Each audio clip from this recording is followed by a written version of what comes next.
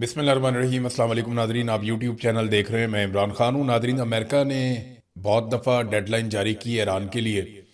अब इस मरतबा जो खबरें आ रही हैं उनके मुताबिक एक डेडलाइन ईरान ने जारी की है, और ये पहली मरतबा ऐसा हुआ कि ईरान ने भी अमेरिका को डेडलाइन दी है कि ये मामला हल किए जाएं। लेकिन ये चीज़ें पाकिस्तान के ज़रिए से गई हैं। पब्लिकली ईरान ने धमकी नहीं लगाई या पब्लिकली ऐसी कोई बात नहीं की कि इस तारीख तक डेडलाइन है, अगर अमेरिका ने हमारी ये वाली बातें तस्लीम ना की तो फिर उसके रद्द-ए-अमल आएगा। देखें, अमेरिका ये चाह रहा है कि अभी 2-1 माह ये मुज़ाकरात ताअत्तुल का शिकार हो जाएं। इसमें अमेरिका को मौका मिल जाएगा दुनिया की सपोर्ट हासिल करने का। उसके अलावा वो ईरान को मज़ीद कमज़ोर करने में कामयाब हो जाएगा अपनी नाकाबंदी के ज़रिए से, क्योंकि ईरान को हर हाल में अपना तेल रिफाइनरी से या अपने तेल के कुओं से तेल निकाल के उनको उसकी तरसील जारी रखनी। अगर ये तरसील रुक जाती है तो इसमें ईरान का काफ़ी नुकसान हो सकता है और ईरान के ऊपर दबाव लगातार बढ़ता जाएगा। इसमें ईरान ने जो एक स्टेटमेंट दिया है, ईरानी सदर हैं, ईरानी सदर ने कहा कि अब ट्रंप के पास सिर्फ 2 रास्ते बचे हैं, यानी अमेरिका 2 ऑप्शन इस्तेमाल कर सकता है। इसके अलावा उनके पास कोई और ऑप्शन नहीं है। बड़ी महदूद ऑप्शन हैं अमेरिका के पास। तो 2 में से एक रास्ते का उन्हें इंतखाब करना पड़ेगा, या तो एक नामुमकिन फौजी ऑपरेशन या फिर ईरान के साथ एक खराब मुआहदा, यानी एक ऐसा मुआहदा जो अमेरिका को ज्यादा पसंद नहीं होगा, या फिर एक खौफनाक फौजी ऑपरेशन करना पड़ेगा जिसके कुछ भी नतायज हो सकते हैं। लेकिन 2 ही चीजें हैं ना। अमेरिका ने अभी जो हाल ही में ट्रंप ने ब्रीफिंग ली है सेंटकॉम कमांडर से, और उसके बाद सेंटकॉम कमांडर ने इसराइल से भी रब्ता किया, उसके बाद खलीजी खित्ते में भी वो पहुंच गए हैं। तो वो तो लड़ाई का ऑप्शन है। लड़ाई के ऑप्शन में अब ईरान के हाथ तो नहीं बांधे जा सकते। आजाद जराये के मुताबिक ईरान के पास अब भी उनके आधे के करीब असासे मौजूद हैं जिनको वो चला सकते हैं या जिन हथियारों को वो इस्तेमाल कर सकते हैं। और दूसरी खबर यह है कि अमेरिका ने अपनी कुव्वत को कई गुना बढ़ा दिया है मिडल ईस्ट में, यानी इनका भी हमला शदीद होगा। लेकिन हमें एक बात याद रखनी पड़ेगी कि जितनी ज्यादा अमेरिका की एग्जिस्टेंस होगी मिडल ईस्ट में, उतने ज्यादा टारगेट्स भी होंगे ईरान के पास। आप जितनी ज्यादा तादाद में फौजी रखते हैं उतने ही ज्यादा आपके फौजी मारे जाने की तवक्कुआत बढ़ती हैं, इम्कानात बढ़ते हैं। लिहाजा अमेरिका के लिए इतना आसान नहीं रहेगा। तो ईरान ने कहा कि 2 ही ऑप्शन है, या तो आप एक मुश्किल तरीन नामुमकिन तरीन ऑपरेशन में चले जाएं, आप कोशिश करें कि ईरान से यूरेनियम उठा के ले जाएं, आप कोशिश करें कि आप आबनाए हुर्मुज के ऊपर मुकम्मल तौर पे कब्जा कर लें। ये चीजें अगर आप करते हैं और एक बड़ी जंग आप ईरान के साथ शुरू करते हैं, तो वो आप शुरू करेंगे तो खत्म तो आप अपनी मर्जी से नहीं कर पाएंगे। तो ये एक मुश्किल ऑप्शन है। दूसरा ऑप्शन ये है कि अमेरिका मैदान जंग में जो चीजें नहीं जीत पाया उन्हें टेबल पे जीतने की जिद छोड़ दे और एक ऐसा मुआहदा कर ले जो अमेरिकन की नजर के अंदर थोड़ा खराब मुआहदा है। अब ये जो मुआहदा है इसके हवाले से कुछ मुतालबात सर्कुलेट कर रहे हैं। ईरान की जो सरकार से जुड़ी हुई तस्नीम न्यूज एजेंसी है, उन्होंने ये खबर दी है कि ईरान ने पाकिस्तान के जरिए से वाशिंगटन को जो तजावीज पहुंचाई है, इनमें 14 नकात है, यानी 14 ऐसी चीजें हैं जो ईरान ने अमेरिका के सामने रखी। इनमें खास खास चीजें कुछ सामने भी आ गई हैं। यानी एक तो यह है कि दोबारा हमले से दूर रहने की जमानत देनी पड़ेगी, ईरान के गिरदोनवाज से अमरीकी फौजियों का इनखला, बहरी नाकाबंदी का खात्मा, ईरान के मुंजमद असासों की बहाली, जंग की वजह से होने वाले नुकसान के हर्जाने की अदायगी, ईरान पर हर किस्म की पाबंदियों का खात्मा, लबनान समेत तमाम महाजों पर जंग का इख्तिताम और आबनाए हुर्मुज के लिए एक नया तरीकाकार। ये वो उमूर हैं उन 14 निकात के अंदर जिनमें ईरान ने तजावीज भिजवाई हैं अमेरिका को पाकिस्तान के जरिए से। तो ये वो चीजें जो पहले दिन से ईरान कह रहा है। इसका मतलब है कि ईरान अपने मौकिफ से पीछे नहीं हटा। जहां तक मामला है यूरेनियम की और ईरान की एटमी सलाहियत बनने का, यानी ईरान की एटमी धमाका या एटमी तजर्बा ना कर ले, उसके बाद एक मुसीबत पड़ जाएगी इसराइल को और अमेरिका को, तो उससे बचने के लिए ईरान ने कहा जी कि आप हमारे साथ मुज़ाकरात कर लें, मामला लंबा लेकर चलना है, लंबा लेकर चलें। कुछ गारंटीज मांगी जाती हैं 20 साल के लिए, कुछ 10 साल के लिए, कुछ 15 साल के लिए, कुछ 5 साल की बात करता है कि ये मुआहदा किया जा सकता है। अब अमेरिका को ना ये सारी चीजें वारा नहीं खाती। यानी ये तो वो सारा कुछ है जो आयतुल्लाह अली खामनाई की जिंदगी में भी हासिल किया जा सकता था। देखिए ना, आपने हुर्मुज पे ईरान का कंट्रोल नहीं था, ईरान बातचीत के लिए तैयार था और अमेरिका के साथ ईरान के मुज़ाकरात चल रहे थे, आलमी सहूलतकार भी बीच में मौजूद थे, तो चीजें तो नॉर्मल हो रही थी। और अब आपने हुर्मुज पे कंट्रोल करके उसका तरीकेकार बदलवा कर अमेरिका ने हासिल क्या किया? अगर वही सारी चीजें हासिल करनी है तो ईरान इस लड़ाई में 4-5 कदम आगे चला गया। पहले जहां पे ईरान खड़ा था और अमेरिका खड़ा था, ईरान 1 कदम पीछे हटने के लिए तैयार था। अब ईरान 4-5 कदम आगे चला गया है। अब अगर वो पीछे हटता भी है तो माजी की पोजीशन से तो आगे ही रहेगा। ये है अमेरिका के लिए प्रॉब्लम। और अमेरिका में बड़ा मसला ये है कि वहां के लोगों का दिमाग काम करता है, बिला वजह सुपर पावर तो नहीं बने। वहां के लोग जो है वो शऊर वाले लोग हैं, तो उनका मीडिया भी आजाद है। जब वो इसके ऊपर एनालिसिस करेंगे तो डोनाल्ड ट्रंप को धोकर रख देंगे कि तुमने 2 महीने लड़ाई की, हासिल क्या किया, अमेरिकन को मिला क्या, दुनिया को क्या मिला इस लड़ाई में। और नेतन्याहू के लिए लड़ाई करके इसराइल, अब यही प्रॉब्लम नेतन्याहू के साथ आएगा। नेतन्याहू अपनी शर्मिंदगी मिटाने के लिए फटाफट लबनान पे चढ़ दौड़े हैं कि हमारी लड़ाई तो यहां पे चल रही है। अब वो तो लड़ाई को कंटिन्यू रख सकता है, अमेरिका कहां पे लड़ेगा।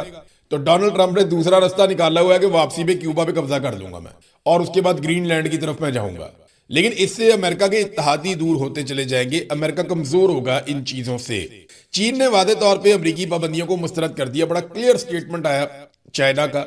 अमेरिका ने पाबंदियां लगाई थी कि ईरान से तेल लेने पर बहुत सारी चीनी कंपनियां, उनके ऊपर अमेरिका ने कहा जी हमारी तरफ से पाबंदियां हैं, ये काम नहीं करेंगी, इनके साथ कोई काम नहीं करेगा, हम जनाब ये कर देंगे वो कर देंगे। उन्होंने बहुत सख्त अहकाम जारी किए थे।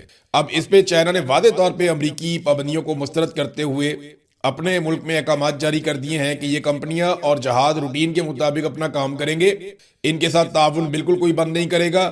ये पाबंदियां गैर कानूनी और अपने दायरे इख्तियार से तजावुज हैं जो अमेरिका ने किया। चीन ईरान से अपनी तेल की तिजारत पर कायम रहेगा और अमेरिकी दबाव को कबूल नहीं करेगा।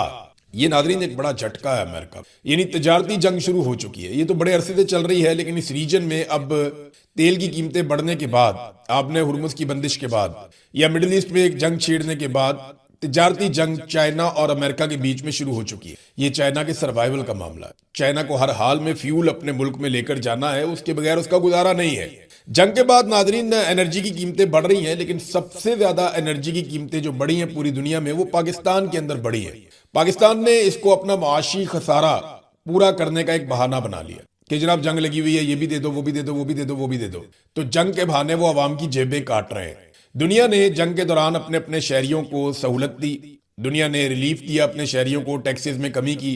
पाकिस्तान एक ऐसा मुल्क है जिसने जंग के बहाने टैक्सेस को दुगने से ज्यादा कर दिया, और वो सिर्फ इसलिए किया कि ये मौका है लोगों की जेबें काटने का। इकॉनमी तो वैसे भी नहीं चल रही।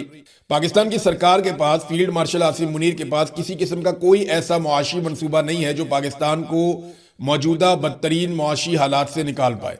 अब जब वो नहीं निकाल पा रहे तो उनके पास रास्ता क्या है कि बिजली पे पैसे कमाओ, गैस पे पैसे कमाओ, पेट्रोल पे पैसे कमाओ, या लोगों से इतने टैक्सेस ले लो, तनख्वाहदार तबके को कुचल के रख दो, इतने टैक्सेस ले लो कि कुछ ना कुछ करके आप अपना खसारा पूरा करने की कोशिश करें, और बड़े पैमाने पर कर्जे भी लें, जिसका रिकॉर्ड इन्होंने तोड़ दिया। यानी पाकिस्तान ने जब से पाकिस्तान बना तब से लेकर अब तक जितना कर्जा लिया, उतना कर्जा फील्ड मार्शल आसिम मुनीर ने आने के बाद ले लिया। यानी ये 4 सालों के अंदर उतना कर्जा पाकिस्तान ले चुका है। ये पाकिस्तान के साथ हुआ। तो जंगबंदी के बाद जो एनर्जी की कीमतें सबसे ज्यादा पाकिस्तान में बढ़ी हैं, और पेट्रोल जो है वो उस पर 44%, डीजल 85%, और बिजली के ऊपर कोई 35%, और गैस के ऊपर भी इसी तरह कीमतों में इजाफा लगातार होता चला जा रहा है, और अभी मजीद इजाफा होगा। अभी ये जो जुम्मा आने वाला है, ये जो नेक्स्ट अब जुम्मा आएगा, आज क्योंकि संडे है तो जुम्मे वाले दिन क्या होगा, अवाम पर मजीद लेवी थोपने का इम्कान है कि अवाम को मजीद लेवी अदा करनी पड़ेगी। देखिए IMF का पाकिस्तान पे बड़ा बोझ है। वो कहते जी पैसे कमाओ, पाकिस्तान पैसे कमा नहीं पा रहा। वो कहते जी खसारा पूरा करो, इसके लिए यहाँ टैक्स लगाओ, वहां टैक्स लगाओ, वहां टैक्स लगाओ। पाकिस्तान की गवर्नमेंट जो भी IMF कहता है वो करती है, और करने पर मजबूर है। वजह यह है कि इनके पास किसी किस्म का कोई माशी प्लान नहीं है, इन हालात से निकलने का कोई रास्ता नहीं है। लिहाजा इन्हें IMF की हर बात माननी पड़ेगी। अपने तरक्याती मनसूबे बंद कर दो, हम कर देते हैं। डैम बनाना बंद कर दो, हम बंद कर देते हैं। फलाने फलाने प्रोजेक्ट सड़कों के वो भी बंद कर दो, हम बंद कर देते हैं। बड़े बड़े यूनिवर्सिटीज, अस्पताल ये बनाना बंद कर दो, हम बंद कर देते हैं। हम इसलिए बंद करते हैं कि हमारे पास पैसा नहीं है, और IMF को पता है कि ये पैसा लगाएंगे तो वापस कहां से करेंगे। हाँ, जो चीजें हम बंद नहीं करते वो कौन सी चीजें हैं?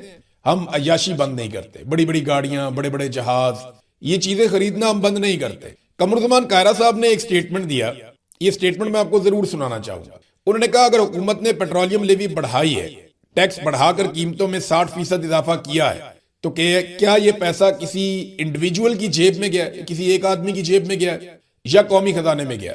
अगर कौमी खजाने में गया तो वो कौम के ही काम आ रहा है। ये एक अजीब बात बताई कमरुज़्ज़मान कायरा साहब ने कि कौमी खजाने में जाने वाला पैसा कौम के काम आता है। कायरा साहब, कौमी खजाने में जो पैसा जाता है उससे लग्जरी जहाज लिए जाते हैं। कौमी खजाने में जो पैसा जाता है उससे हुक्मरान अय्याशी करते हैं। कौमी खजाने में जो पैसा जाता है उसको अल्ले तल्लों के लिए इस्तेमाल किया जाता है। कौमी खजाने में जो पैसा जाता है उसमें एमएनएस को स्कीम्स दी जाती हैं जिनमें सब लोग कमीशन खाते हैं। कौमी खजाने में अगर पैसा जमा करना है तो लोगों का सारा गुण निचोड़ के लाके आप कौमी खजाने में जमा कर लें। आम आदमी को उसमें क्या मिलता है? ना पाकिस्तान में आम आदमी को तहफ्फुज़ मिलता है, ना तालीम मिलती है, ना सेहत मिलती है, ना आम आदमी को पाकिस्तान में बुनियादी जरूरियात जिंदगी मिलती हैं। तो कौमी खजाना अगर भर रहा है या आप पैसा कौमी खजाने में लेकर जा रहे हैं तो पाकिस्तान में गुर्बत में इजाफा क्यों होता चला जा रहा है? 44.7% पाकिस्तानी डेटा के मुताबिक गुर्बत की लकीर से नीचे जिंदगी गुजार रहे हैं और आप जेबें काट कर कौमी खजाने में पैसा इकट्ठा कर रहे हैं। तो ये जो कौमी खजाने में पैसा जाता है, कायरा साहब को लगता है कि ये कौम के काम आ रहा है। नहीं, ये उन लीडरों के काम आ रहा है जो कौम पर पाकिस्तान की मिलिट्री एस्टेब्लिशमेंट ने मुसल्लत कर दिए हैं। आज सहाफत का आलमी दिन है नाजरीन। जिन ममालिक में सहाफत के बदतरीन हालात है ना, उनमें से एक पाकिस्तान भी है। और जो वर्ल्ड डाटा है उसको अगर आप निकाल के पढ़ें तो आपको हैरत होगी कि दुनिया के बहुत सारे ममालिक जो पाकिस्तान से पीछे होने चाहिए वो पाकिस्तान से बेहतर हालत में हैं सहाफत के नुक्ता नजर से। सहाफियों को नौकरियों से निकालना, उनके ऊपर मुकदमात बनाना, उन्हें गिरफ्तार करना, उन पर तशद्दुद करना, उन्हें कत्ल करना, उन्हें लापता करना, उन्हें दबाव में डाले रखना, उन्हें धमकियां देना, उन्हें हरासा करना पाकिस्तान में एक मामूल की चीज बन चुकी है। मिलिट्री एस्टेब्लिशमेंट के किसी जूनियर ऑफिसर का फोन आता है और वो अपने से कई गुना ज्यादा पढ़े लिखे सहाफी को जो डेस्क पे बैठा हुआ है उसको झाड़ पे ला देता है। मीडिया मालिकान जो हैं वो बेचारे तंग हैं। एक मीडिया चैनल के मालिक ने मुझे कहा कि हमने ये काम इज्जत के लिए किया था। तो इमरान साहब, इसमें तो इज्जत ही कोई नहीं है। मेरा तो दिल करता है कि मैं बेच बाच के छोड़ दूं ये काम। इसमें तो हम ये सोचते थे कि ये इज्जत वाला काम है, लेकिन ये तो बहुत बेइज्जत करते हैं। 2 टके का ऑफिसर उठता है, उठ के गालियां देता है और बदतमीजी करता है। तो ये अब इस तरह का ये बेहूदगी एक रूटीन बन गई है। बंदूक के जोर के ऊपर सारी चीजों को चलाया जाता है। नाज़रीन, वजीर आजम के बेटे की कमाइयां मैं आपके सामने रखता हूं। देखें, एक तो ये कहते हैं जी इन्हें कौम का बड़ा दर्द है, दिल पे पत्थर रखा हुआ है, इसलिए हमें कीमत बढ़ानी पड़ती है। कभी ये कहानी सुनाते हैं, कभी वो कहानी सुनाते हैं। जरा आप ये देखें ना कि वजीर आजम के बेटे का कितनी उसकी दिहाड़ी लगी है। ये जब नवाज शरीफ और शहबाज शरीफ इक्तदार में आए ना तो 6 अरब रुपए का प्रोजेक्ट लगाया था चन्योर पावर प्लांट। नवाज शरीफ और शहबाज शरीफ इक्तदार में, शहबाज शरीफ के बेटे का प्रोजेक्ट है, 6 अरब रुपए का प्रोजेक्ट लगाया चन्योट पावर प्लांट। और सिर्फ कैपेसिटी पेमेंट की मद में अब तक शहबाज शरीफ का बेटा 7 अरब रुपए से ज्यादा गुज़िश्ता 6 सालों में ले गया। यानी आप अंदाजा करें कि 7.5 अरब रुपया ये ले गया 6 सालों में। जितने का इसने प्रोजेक्ट बनाया था उससे ज्यादा पैसा ये 6 सालों में कमा कर ले गया। और ये पैसा पता किस चीज का? इसके बदले में इसने कौम को कुछ नहीं बेचा। ये कैपेसिटी पेमेंट का पैसा है, यानी जो बिजली नहीं बनाई इसने उसका पैसा लिया है। तो ये कैसे कौम के वफादार हो सकते हैं? क्या वजीर आजम अपने बेटे को नहीं कह सकता कि बेटा जो बिजली बनाई नहीं है कौम पे क्यों बोझ डालते हो? उस बिजली का पैसा कौम से क्यों लेते हो जो बिजली तुमने बनाई नहीं है? भाई, मुल्क के दुश्मन तो मुल्क से कैपेसिटी पेमेंट ले सकते हैं। क्या मुल्क का वजीर आजम भी कौम से कैपेसिटी पेमेंट ले सकता है कि जो बिजली मैंने नहीं पैदा की, जो मैंने कौम को नहीं बेची, उसके पैसे मैंने लेने हैं इसलिए क्योंकि मैं इस गंदे कारोबार का एक और हिस्सा हूं? तो ये आईपीपी नवाज शरीफ ने, जरदारी ने कौम को बांध के रख दिया। मुशर्रफ दौर में भी हुई, लेकिन दरअसल 2 बड़े मुजरिम यही हैं, पीपल्स पार्टी और पीएमएलएन। इन्होंने इस तरीके से आईपीपी लगाए अपने फ्रंटमैनों के जरिए से, अपने ताल्लुकदारों के जरिए से, कि आज वो पैसा बना रहे हैं और पाकिस्तानियों को बिजली भी नहीं मिल रही। और मुआहदा चेक करें आप इनका कितना लंबा है। ये सज्जाद मुस्तफा बाजुआ साहब हैं, जर्नलिस्ट। इन्होंने, सज्जाद मुस्तफा बाजुआ साहब ने फॉर्मर एफआईए ऑफिसर हैं ये। इन्होंने बताया कि चन्योट पावर लिमिटेड की दस्तावेजात इन्होंने शेयर की और बताया कि लाइसेंस 11 जून 2014 को दिया गया और खत्म होगा 30 जून 2045 में। यानी आप 2045 तक शहबाज शरीफ के बेटे को कैपेसिटी पेमेंट देते रहेंगे। ये है जनाब पाकिस्तान में सूरत हाल, मतलब के 31 साल तक के लिए। नाज़रीन, अफसार आलम साहब ने जो बम फोड़ा है उसके बहुत फायदे हो रहे हैं पाकिस्तान को, क्योंकि कुछ चीजों में क्लैरिटी आ रही है। हम ये बात करते थे, वो कहते थे ये तो है ही हुकूमत के दुश्मन। हम वो बात करते थे तो वो कहते थे क्योंकि आईएसआई ने इमरान रियाज को अगवा किया था इसलिए ये गुस्सा उतार रहा है, या फील्ड मार्शल आसिम मुनीर ने इमरान खान को अगवा करवाया था इसलिए ये गुस्से में है। तो अफसार आलम तो क्योंकि नवाज शरीफ का अपना आदमी है, घर का आदमी है, इस वक्त हुकूमत में है, इससे पहले वो पैमरा का चेयरमैन भी रहा, तो वो इस हुकूमत के खिलाफ क्यों बोलेगा? अफसार आलम ने कुछ चीजें बड़ी क्लियर कर दी हैं जो बातें हम बड़े अरसे से कह रहे हैं। इख्तियारात का नाजायज इस्तेमाल हो रहा है, बिल्कुल हो रहा है, अब ये साबित हो गया। रेंजर्स को भी इस्तेमाल किया जाता है, गलत तरीके से इस्तेमाल किया जाता है, यह भी साबित हो गया। अदलिया पे कंट्रोल किया गया है और अदलिया को पैगाम भिजवा कर उससे फैसले करवाए जाते हैं, यह भी साबित हो गया। फील्ड मार्शल की पाकिस्तान के फैसलों में मुदाखलत होती है और वो लगातार अदलिया को धमकाने के लिए या अपने काम निकलवाने के लिए बंदों को इस्तेमाल करते हैं, अदलिया को भी इस्तेमाल करते हैं, यह भी साबित हो गया। पाकिस्तान से मनी लॉन्ड्रिंग हो रही है और पाकिस्तान का वजीर दाखिला भी मुलव्विस है, यह भी साबित हो गया। अब ये अबसार आलम ने कहा है ना, तो अब साबित अबसार आलम नहीं करना है, ले जाओ अबसार आलम को अदालत में या लगा दो पीका उसके ऊपर। तो मनी लॉन्ड्रिंग भी हो रही है। सिंध से जनाब जहाज जा रहे हैं, धड़ाधड़ मनी लॉन्ड्रिंग का पैसा लेकर डॉलर पाकिस्तान से बाहर जा रहा है और काला धन सफेद हो रहा है। और ये मोहसिन नकवी पे इल्जाम लगाया कि उसकी बीवी ने बताया ही नहीं कि उसके पास एक फ्लैट था। जब मोहसिन नकवी ने अपने कागजात जमा करवाए ना, तो उसमें भी नहीं बताया हुआ था। कुछ जर्नलिस्ट हैं, उनका यह दावा है कि अगर मोहसिन नकवी को इस मामले में सवाल किया जाए तो वो फंस जाएंगे और नाअहल हो जाएंगे। वजह यह है कि उन्होंने अपने एसेट छुपाए, जैसा कि बहुत और केसेस भी आपके सामने आ चुके हैं जहां पे लोगों ने एसेट छुपाए और उसके बाद उनको नतीजा भुगतना पड़ा। नाज़रीन, पाकिस्तान में एक्सपोर्ट्स के हवाले से मैं एक डाटा आपके सामने रखना चाहता हूं। जाते जाते मैंने एक पोस्ट पढ़ी और फिर मैंने उसको कंफर्म करने के लिए उस पर रिसर्च की, तो बिल्कुल वो डाटा ठीक है। और डाटा ये बताता है कि जब पीपल्स पार्टी का दौरे हुकूमत था तो उस वक्त पाकिस्तान में जो एक्सपोर्ट्स थी वो 31.50 अरब डॉलर थी, यानी 31 अरब 50 करोड़ डॉलर की एक्सपोर्ट्स थी जरदारी साहब जो छोड़कर गए थे।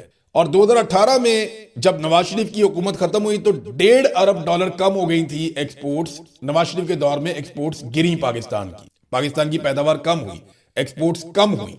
हालांकि ये कहते हैं हमने बड़े झंडे गाड़ दिए थे 2013 से 18 तक, तो 30.50 अरब डॉलर पे कम करके ये छोड़कर गए। फिर इमरान खान साहब का दौर आ गया।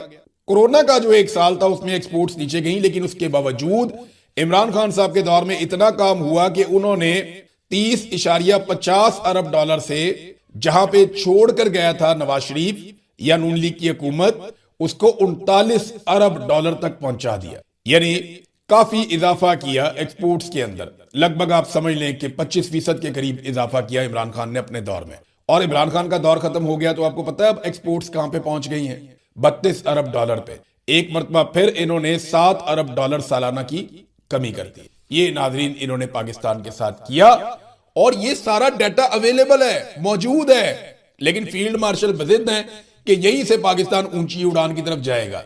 ये सारी वो शक्ल ही नहीं है। इन्होंने तो पाकिस्तान को लूट के बर्बाद किया, इन्होंने तो आईपीपीज लगाए, इन्होंने तो करप्शन मुतारिफ करवाई, इन्होंने तो कमीशन लिए सारे के सारे, और इनके साथ शामिल रहे हर दौर के अंदर जर्नैल और डिक्टेटर्स। ये सारा सेटअप मिलकर पाकिस्तान को आगे लेकर जाएगा, सवाल ही पैदा नहीं होता। पाकिस्तान आगे तब जाएगा जब अवामी मुंतखब हुकूमत आकर अवामी मुफाद में फैसले करे।